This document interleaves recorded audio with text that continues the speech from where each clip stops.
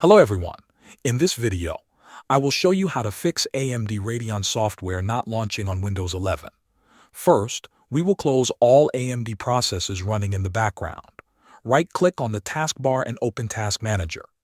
If Task Manager opens in the small view, click on More Details at the bottom. Now look through the list of running processes and find anything related to AMD. This may include AMD software or Radeon-related services.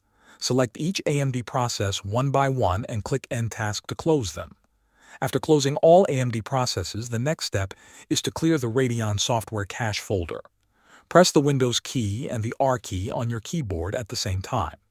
This will open the Run dialog box. In the text field, type AppData and press Enter. A folder will open. Look for a folder named Local and open it. Inside this location, find the folder named AMD and open it. Then locate the folder called CN. This folder stores temporary data used by the Radeon software.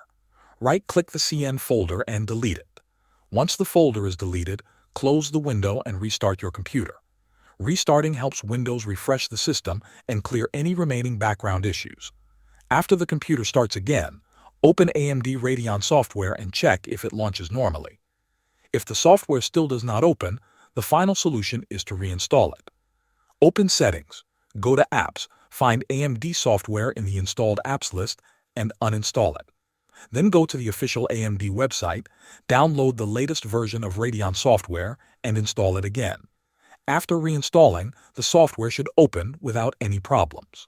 Thanks for watching.